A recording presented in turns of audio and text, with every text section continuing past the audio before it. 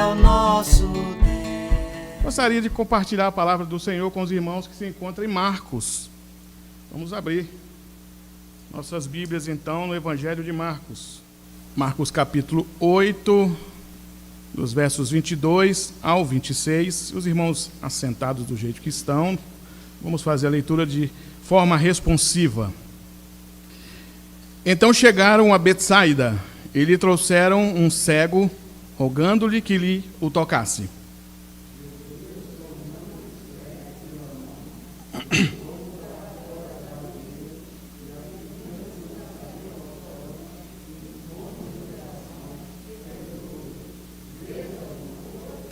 Este, recobrando a vista, respondeu: vejo os homens, porque como árvores os vejo andando.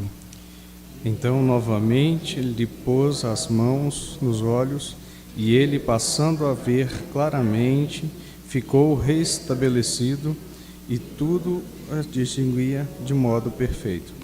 E mandou Jesus embora para casa, recomendando-lhe: não entres na aldeia. Vamos orar. Obrigado, bendito Deus, por esse momento tão oportuno na tua casa, lugar, ó Deus, em que nós separamos o dia de domingo para vir te adorar e te bendizer. Pai, que teu Santo Espírito fale a cada coração que adentrou aqui nessa noite. Sabemos, ó Deus, que foram atraídos pelo teu Santo Espírito. Está aqui, ó Deus, a quantidade determinada pelo Senhor para estar aqui nesse horário, nesse momento, para ouvir a tua santa palavra. Por isso nós sabemos, ó Deus, que a tua palavra, Senhor, é a verdade, que a tua palavra tem efeito. E como disse João Calvino, uma vez, o mensageiro falando não é mais o mensageiro falando, mas é a boca de Deus falando para a congregação. Por isso, ó Pai, que a tua voz, por meio da tua palavra, alcance corações aqui nessa noite. E que em nome de Jesus o Senhor não permita que possamos sair daqui da mesma forma que nós entramos, mas que saímos aqui, ó Deus, desafiados pela tua palavra, fortalecidos pela mesma, ó Deus, esperançosos, ó Deus, porque a tua palavra nos dá esperança. Nos ajuda, ó Pai, nessa noite. E como disse João Batista, ó Deus, que eu diminua para que o Senhor cresça. Nós oramos em nome de Jesus. Amém, Senhor. Meus queridos, gostaria de começar nossa mensagem deixando algo bem claro para os queridos irmãos, e gostaria que os irmãos prestassem bastante atenção nessa mensagem dessa noite. A caminhada cristã é uma caminhada que tem a ver com processo. Processo de santificação, processo de mudança de vida, e um processo também de conhecimento, aprofundamento e intimidade com o Senhor Jesus. Você precisa entender que, como diz Efésios, no capítulo 2, no verso 1, nós estávamos mortos em nossos delitos e pecados, mas Ele nos deu vida. Como que o Senhor Jesus lhe encontrou? O Senhor Jesus lhe encontrou morto nos seus delitos e pecados, e aí o Senhor Jesus lhe deu vida. Infelizmente, devido à nossa carne, ao nosso estado de pecado ainda, algumas coisas ainda levam tempo para a gente acostumar na caminhada cristã.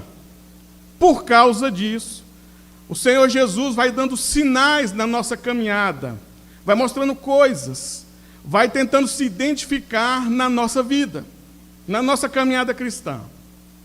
Um exemplo disso é essa epidemia que está aí. Eu escuto o presbítero Tiago, alguém dizer, é juízo de Deus. Escuto alguém dizer, é problema do homem. Mas quem é cristão, e você que é crente nessa noite, se você que não é, eu quero dizer que você preste atenção nas coisas que Deus está fazendo no mundo, que são sinais principalmente para a sua igreja, que são sinais dele, principalmente para a sua igreja. Por quê? Porque a igreja do Senhor, que sou eu e você, está passando por um processo de amadurecimento. Você, vou lembrar mais uma vez, foi encontrado morto. E agora Ele lhe deu vida, mas você está passando por um processo de acostumar com o Senhor Jesus, acostumar com a caminhada cristã, acostumar com a vida de crente. Eu tenho certeza absoluta que tem gente aqui nessa noite que ainda não acostumou a ser crente. É tanta luta, é tanta dificuldade, é tanto problema, que de vez em quando diz assim: se eu soubesse que ser crente era assim, eu nem tinha começado. Mas isso faz parte do processo. Sentir dor, chorar, sofrer, tentar renunciar, pensar em voltar atrás, faz parte do processo que o Senhor está aplicando na vida da igreja, na sua vida e na minha vida. Isso tem 2000 anos, irmãos. Se você pegar a história da igreja desde o primeiro século até o dia de hoje, não tem um minuto na igreja em que os irmãos não reclamem de sofrimento, de dor. O que é isso? Aí, presbítero Tiago, alguns vão dizer assim: é porque Deus é mau. Eu estou sofrendo porque Deus não se importa comigo. O meu sofrimento é porque esse Deus que eu estou servindo é pior do que um outro Deus que eu estou querendo correr atrás. Mas nessa noite, eu quero trazer para os irmãos, através desse texto, o ensino do Senhor para os discípulos, que serve para nós nessa noite. Esse texto que nós lemos aqui, meus queridos, do Evangelho de João Marcos, tem uma intenção interessante. Aliás, tem duas intenções. O Evangelho todo, do capítulo 1 ao 16, ele está dividido no meio. Do capítulo 1 ao 7, João Marcos tinha na cabeça escrever a ideia de que Jesus queria se revelar, queria revelar sua identidade para os discípulos. Do 1 ao 7 é Jesus tentando se identificar para os discípulos. E do 8 em diante, é Jesus agora enviando a mensagem às pessoas e enviando os discípulos também. João Marcos tinha na sua mente de escrever o Evangelho pensando nesse ponto. Por quê? Porque o Evangelho de Marcos é messiânico. O Evangelho de Marcos está todo pautado em cima do livro de Isaías. Se você ler o Evangelho de Marcos a partir do capítulo 1, do verso 1 em diante, você vai ver ele falando de Isaías, que ele baseou o que ele escreveu em cima de Isaías. E por que João Marcos fez isso?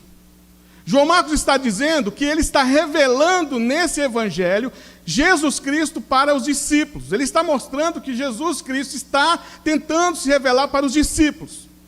Do 1 ao 7 é isso. Por que está acontecendo isso? Entenda, os discípulos eles eram judeus, e os judeus, eles tinham a esperança da vinda de um Messias. Eles estavam esperando alguém para vir libertá-los do Império Romano. Eles estavam já há algum tempo debaixo de jugo, desde os generais de Alexandre o Grande até o Império Romano. Eles não tinham sossego, saíram da Babilônia, passaram um tempo de paz, depois voltaram para a confusão, por causa de pecado, desobediência. E os judeus estavam esperando alguém para libertá-los disso, para tirá-los desse sofrimento. E eles tinham já idealizado na sua cabeça um Messias, alguém segundo os seus preceitos, segundo o que eles achavam melhor para eles. Até que se manifesta no deserto da Judéia, Jesus. E Jesus se manifesta, meus queridos, não dizendo para os discípulos: ei, discípulos, eu sou Jesus que Isaías falou. Ei, discípulos, eu sou aquele que Isaías tanto profetizou, eu sou aquele esperado por vocês. Eis eu aqui, pode me adorar. Não. Não foi assim que o Senhor fez. Como o Senhor sabia que havia dureza no coração dos discípulos, e é exatamente o que você vai ver no processo que Jesus está usando para se mostrar para os discípulos. Jesus trabalha então através de processos. Os discípulos, meus queridos, por pensar em um Jesus diferente daquele que estava na frente deles, eles estavam como cegos.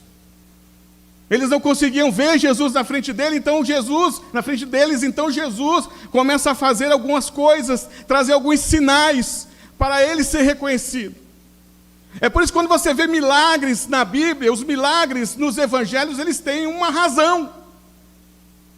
E essa razão é Jesus ser reconhecido como Messias, e Jesus ensinar os seus discípulos. Por isso podemos dizer nessa noite, categoricamente, que Deus não tem por que sair fazendo milagre à torta e à direito, como às vezes vemos pregado por aí. Os milagres no Evangelho, eles tinham uma razão. De tudo que Jesus fez, tinha um porquê. Jesus queria ensinar para aqueles discípulos algo interessante, meus irmãos, que Ele quer ensinar para nós também. E Ele começa a partir da multiplicação dos pães, em Marcos capítulo 6. O ensinamento diretamente para os discípulos de Jesus já começa a partir do capítulo 6 de Marcos, na multiplicação dos pães. A multiplicação dos pães, meus irmãos, não é um ensino para o povo. Jesus não está interessado no povo, apesar que o povo comeu, se alimentou, esbaldou-se de comida, mas a ideia da multiplicação dos pães, ou o ensino da multiplicação dos pães, é para os discípulos. Se você lê o capítulo 6, e se você vê Jesus dizendo lá, eu vou levar vocês para um lugar deserto, eu quero levar vocês para um lugar separado, é uma analogia ao que aconteceu no deserto, na caminhada do povo para o deserto, onde Deus pega o povo do Egito e leva para o deserto, e lá no deserto Deus os manteve, os sustentou com pão, com o maná que descia do céu. A mesma coisa Jesus estava fazendo com os discípulos, como uma forma de Jesus dizer, aquele Deus lá do deserto do Sinai, está agora ao lado de vocês, alimentando vocês e o povo. Mas a palavra de Deus diz que os discípulos não entenderam. Quando você lê Marcos, capítulo 6, verso 52, diz assim, porque não haviam compreendido o milagre dos pães, antes o seu coração estava endurecido. Veja, querido, é um sinal do Senhor Jesus para os discípulos, para que ele seja reconhecido. Não se parece nada com algumas questões nas nossas vidas? Você acha que quando Deus quer se mostrar para nós, Ele não usa alguma situação? Nós, meus irmãos, é que murmuramos de tudo que acontece nas nossas vidas, mas quando nós acordarmos, quando nós enxergarmos o Senhor nas nossas vidas, nós vamos ver que em cada momento, ou cada passo que nós damos, temos Deus agindo na nossa vida, seja na alegria, seja na dor, seja na fartura, seja na pobreza, é Deus nas nossas vidas nos conduzindo, querendo se revelar e se aprofundar mais conosco, a partir de um relacionamento. Mas os nossos corações endurecidos não querem ver isso, ou não querem ver isso. Jesus se manifesta para eles reconhecerem Jesus, e eles não conseguem ver. Então, a partir do capítulo 8, você vai ver de novo o milagre da multiplicação dos pães. E aí Jesus é chamado pelos discípulos, os discípulos de Jesus, as pessoas estão com fome.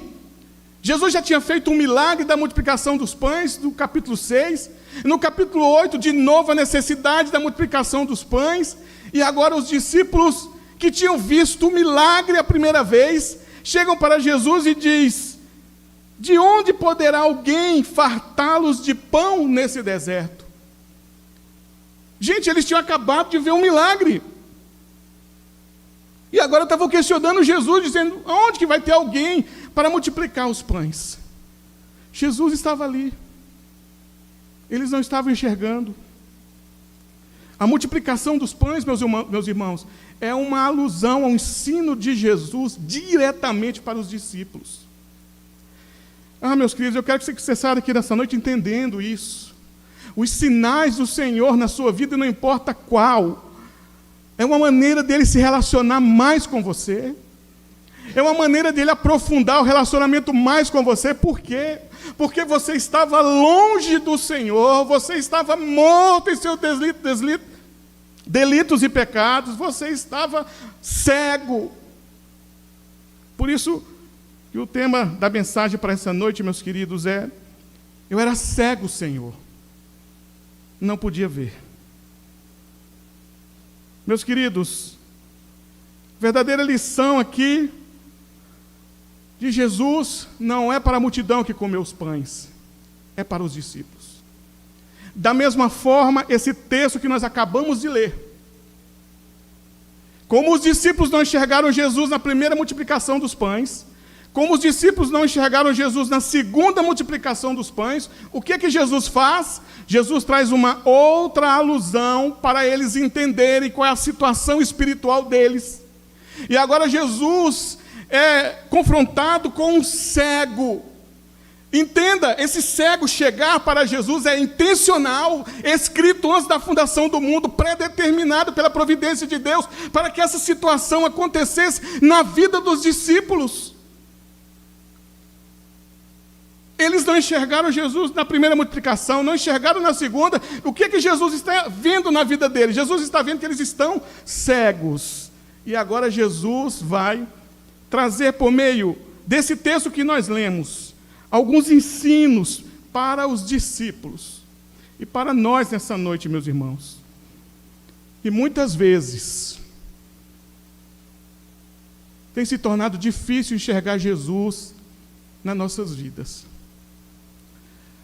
Ensino para nós nessa noite que muitas vezes tem dificuldade de ver Jesus em toda e qualquer situação. Dificuldade de ver Jesus na luta. Para você que tem dificuldade de ver Jesus na dor. Para você que só abre o olho ou que só tem luz nos seus olhos para ver bênção, prosperidade e todo tipo de benesse do Senhor. Aqui o Senhor vai mostrar para os discípulos como eles estão. E vai nos ensinar também nessa noite como nós devemos nos comportar. O que Jesus quer nos ensinar, ou o que Jesus quer ensinar aos discípulos por meio desse texto? Primeiro ponto, que eles não têm compreensão clara de certas verdades. Versículo 22 e 23 diz assim: Então chegaram a Betsaida, e lhe trouxeram um cego, rogando-lhe que o tocasse. Jesus, tomando o cego pela mão, levou-o para fora da aldeia, e aplicando-lhe saliva aos olhos, e impondo-lhe as mãos, perguntou-lhe: Vês alguma coisa? O que Jesus está tentando mostrar para os discípulos aqui? Que eles não têm compreensão clara de certas verdades. Então aqui Jesus está usando a sua didática para mostrar aos discípulos a sua condição espiritual, que é quando lhe trazem um cego. Meu querido, quando você não enxerga Jesus em toda e qualquer situação, o Senhor Jesus vê você como cego. Ou se você nessa noite é alguém que não conhece Jesus, não tem experiência com Jesus, o Senhor Jesus tem você como cego. Ele está mostrando para os discípulos aqui que eles estão cegos ainda.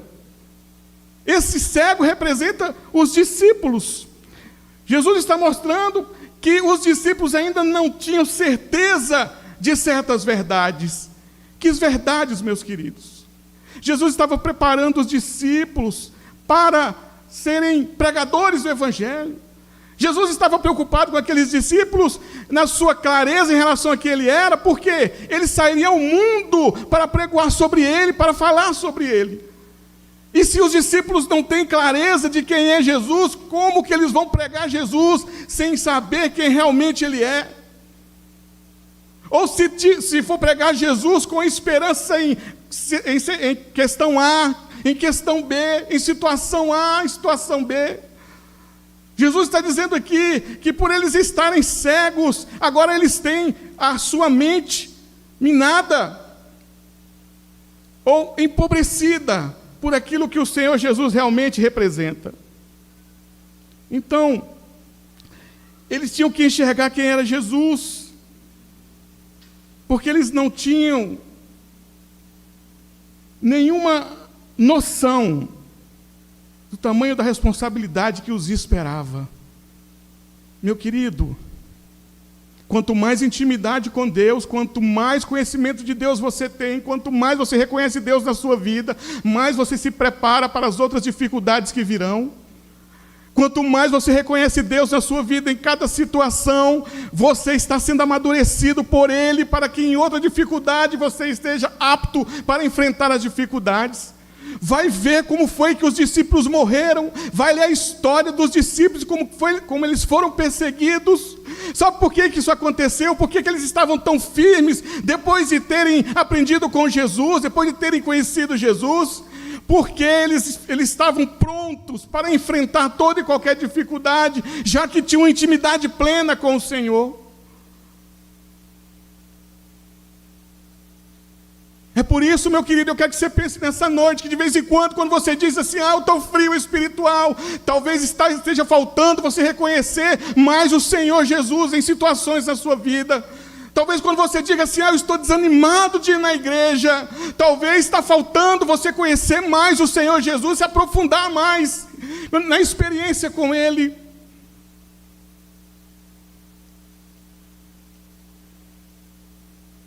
Eles estavam cegos, meus queridos. Eles estavam cegos. Eles estavam cegos. Jesus estava na frente deles e eles não conseguiam enxergar Jesus. Ah, meus irmãos. Ah, meus irmãos. Quantos homens de Deus morreram, meus irmãos, no século XVI, queimados nas fogueiras, jogados nas masmorras, meus irmãos. John Hus, por exemplo, meus irmãos, morreu cantando.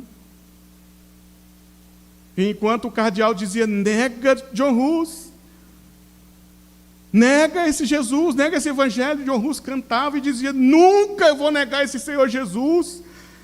Porque quando Jesus está claro na mente do cristão, meus irmãos, não existe barreira, não existe dificuldade que o impeça de servir ao Senhor. Esse cristianismo que muitas vezes nos impede de estar na casa do Senhor, de fazer a obra do Senhor, de estar pleno na casa do Senhor ou na obra do Senhor, é falta de relacionamento profundo com Ele, ou de conhecê-lo realmente na nossa vida. Por isso que Jesus dá esse exemplo para os discípulos. Vocês estão cegos.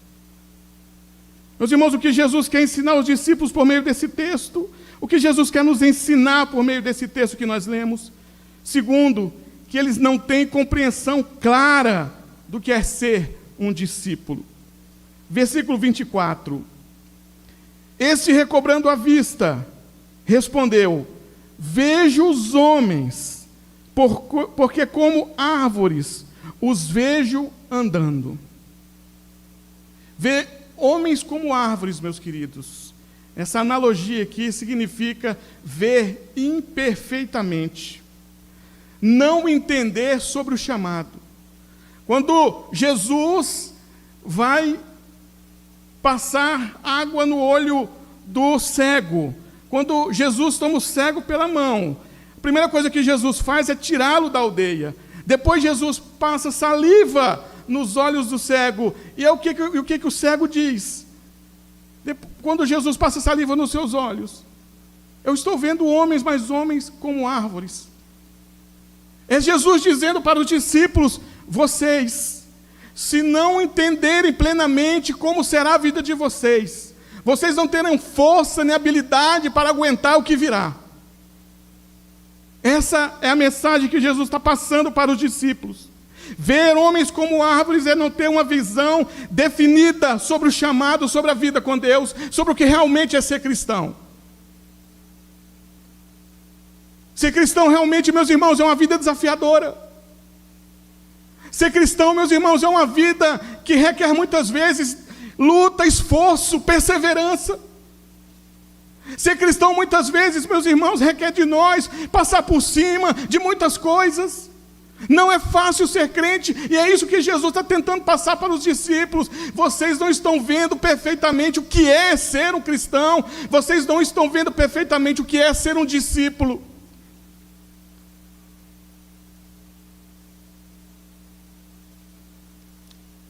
Jesus disse em Lucas capítulo 9, verso 23, se alguém quer vir após mim, negue-se a si mesmo, tome a sua cruz e me siga. Há uma cruz para os discípulos carregar, há uma cruz para eu e você carregarmos.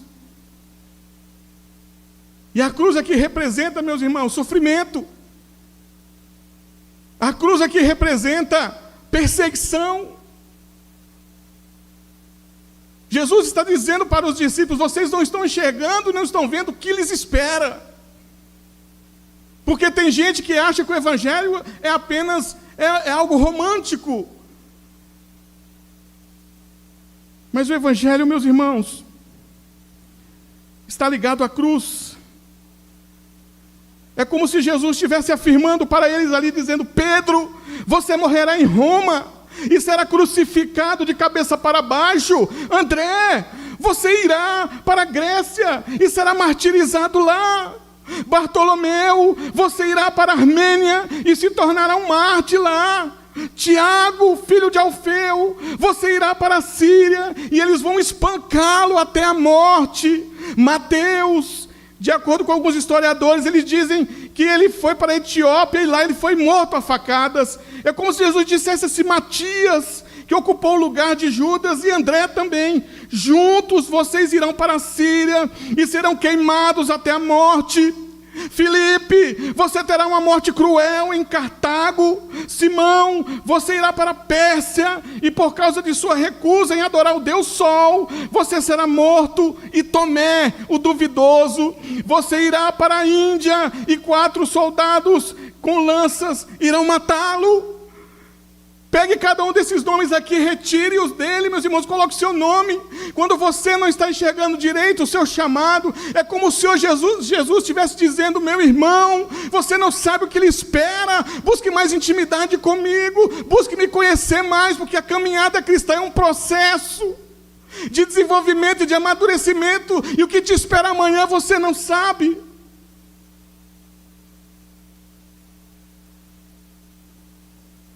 Por isso,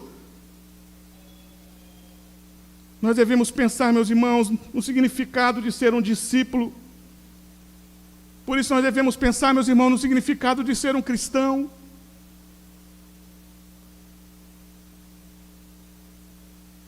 Jesus está dizendo aqui: vocês não têm ideia clara do que é ser um discípulo. Meus queridos, o que Jesus quer nos ensinar, ou quer ensinar aos discípulos por meio desse texto, ponto 3, que o discípulo precisa ter a visão espiritual perfeita. Que o crente, como eu e você aqui nessa noite, precisa ter a visão perfeita. Versículos 25 e 26. Então novamente lhe pôs as mãos nos olhos, e ele, passando a ver claramente, ficou restabelecido, e tudo distinguia de modo perfeito. E mandou Jesus embora para casa, recomendando-lhe: não entres na aldeia. O que Jesus está mostrando aqui, meus irmãos? A maneira de Jesus ensinar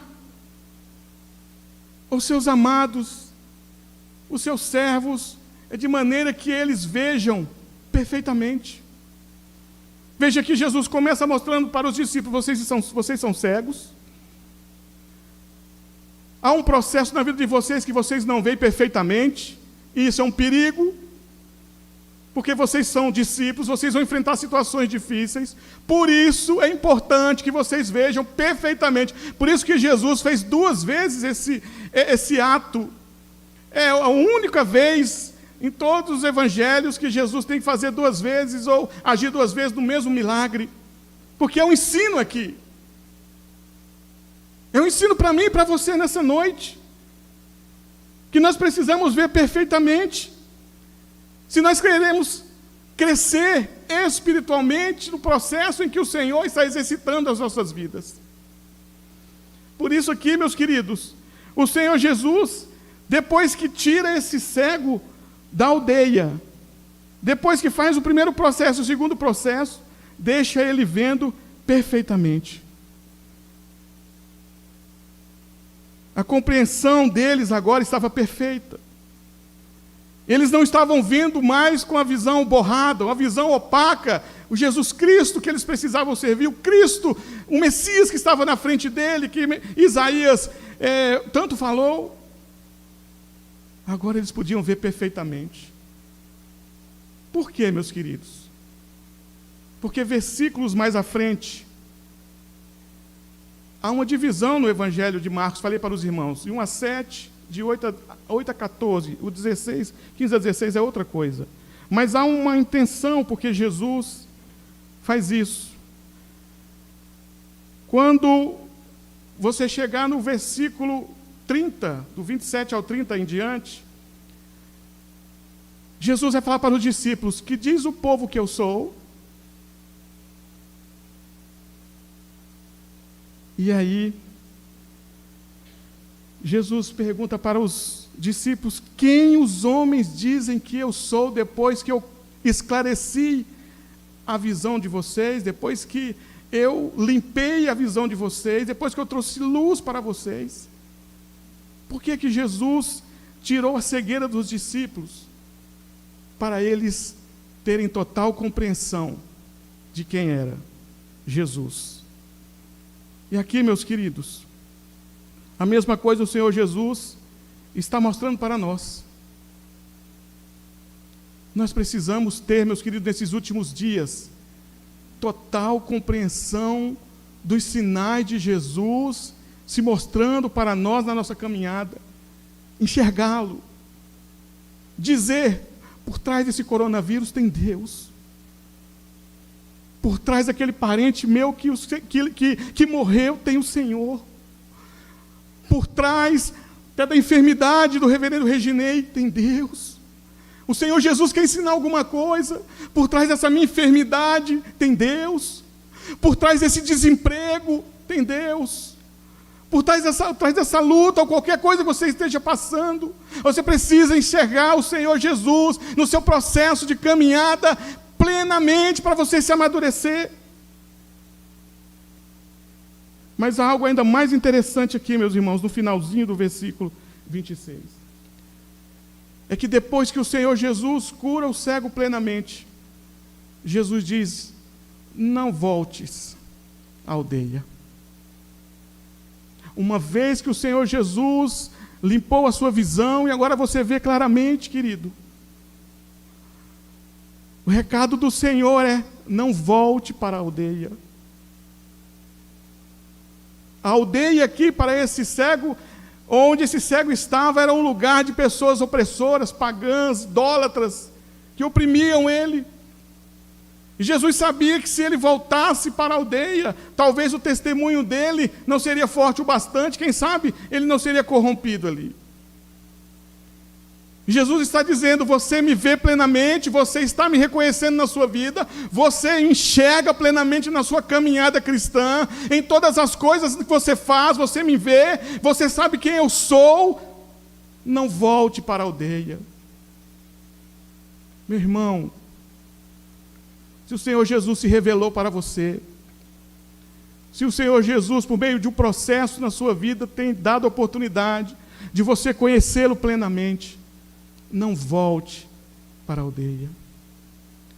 A aldeia aqui, meus irmãos, são as coisas do mundo, são aquilo que nos cega, são aquilo que abate a nossa fé, é aquilo que nos desanima das coisas de Deus, da obra do Senhor, é aquilo que põe dúvida em servir ao Senhor ou não. Não volte para a aldeia. Se você é um crente que serve ao Senhor plenamente, não volte para a aldeia. Se você na sua caminhada, nas suas orações tem dito: Senhor, eu tenho te enxergado em tudo, obrigado, Senhor, pelo ar que eu respiro, obrigado, Senhor, pelas bênçãos que o Senhor tem me dado.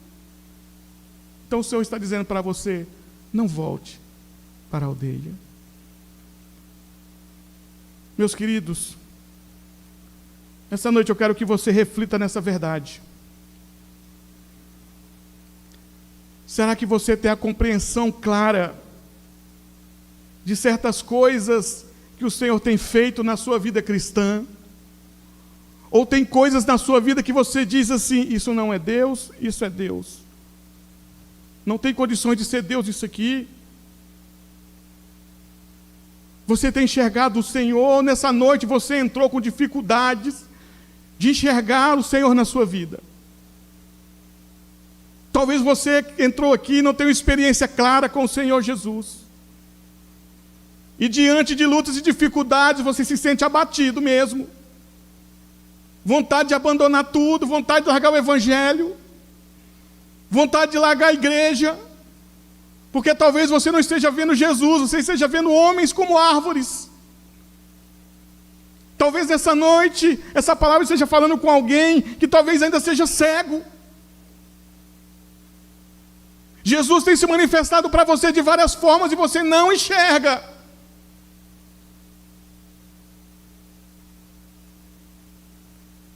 Para finalizar, meus irmãos, conta a história do testemunho do reverendo Augusto Nicodemos, que surpreendentemente falou que converteu depois dos 20 anos. E que durante a sua adolescência vivia com a turminha da igreja, vivendo de qualquer maneira, sem entender plenamente o que era o evangelho. E diz ele que entrou na droga, na prostituição, e que só depois de alguns anos na vida dissoluta é que teve uma experiência verdadeira com o Senhor Jesus. E ele conta que ele é machucado e marcado por isso, por ter desviado, por ter saído da presença de Deus. Augusto Nicodemos talvez foi alguém, meus queridos, que via homens como árvores. Não tinha convicção certa do cristianismo, não tinha visão plena de Jesus. E as lutas e os convites do mundo arrastam a pessoa para fora da igreja. E as dificuldades de servir a Deus arrastam as pessoas para fora da igreja. Por isso, nessa noite, meu querido, você que entrou aqui, que tem convicção do Senhor, não volte para a aldeia.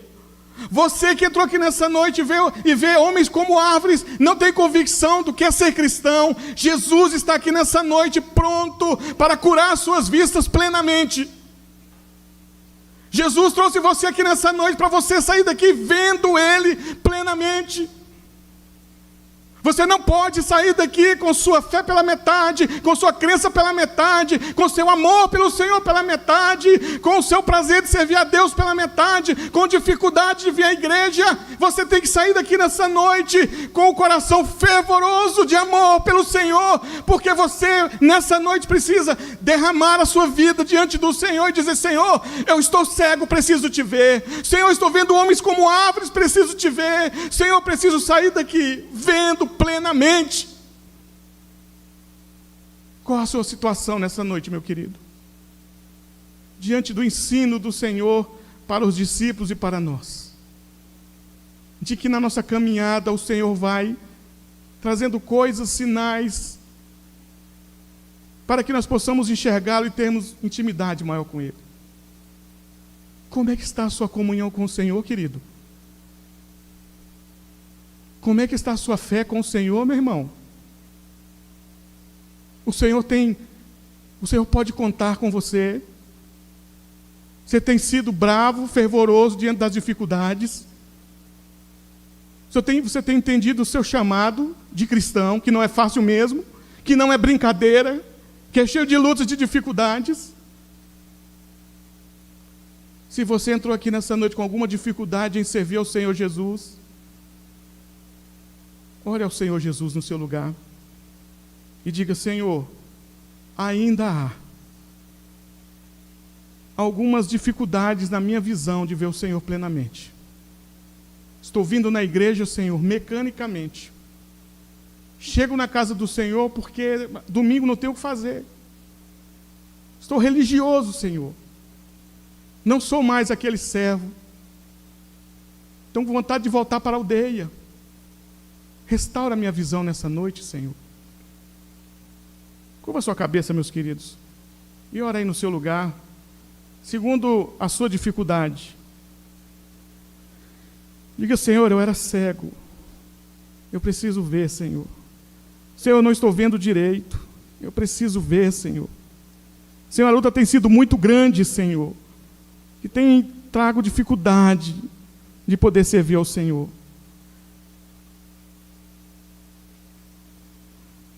Senhor, nós oramos nessa noite, ó Deus, por cada um dos queridos irmãos que entraram aqui nessa noite, ó Deus. Pai, o Senhor conhece cada coração, Pai. O Senhor conhece, ó Deus, cada uma das vidas dos queridos irmãos das suas lutas, dificuldades. O Senhor conhece, ó Deus, as necessidades. O Senhor conhece, ó Deus, as fraquezas. O Senhor conhece, ó Deus, as limitações. Por isso, meu Pai, que nessa noite, Senhor, diante de tantas lutas, de tantas barreiras, ó Deus, que se levantam contra o teu povo, venha, ó Deus, restaurar, Senhor. Venha restaurar essa vida nessa noite, ó Deus. Aquele que precisa, ó Pai, de uma experiência com o Senhor, que não te conhece, que te conheça nessa noite. Aquele que precisa, ó Deus, de uma nova experiência com o Senhor, que o Senhor possa dar uma nova experiência, ó Deus, a esse teu servo, ó Deus. Que o Senhor possa restaurar a visão, ó Deus, de muitos aqui, ó Pai, que precisam enxergar o Senhor em toda e qualquer situação, em toda e qualquer situação da sua vida. Oramos, ó Deus, pelos irmãos da Igreja Presbiteriana do Vale do Jatobá, pelos jovens, ó Deus, pelos adultos, ó Pai, pelos idosos, pelas crianças, ó Deus, que possam ter visão plena do Senhor Jesus nas suas vidas. Nós oramos, ó Deus, agradecidos, em nome de Jesus. Amém, Senhor. Amém, meus queridos. Que Deus os ajude.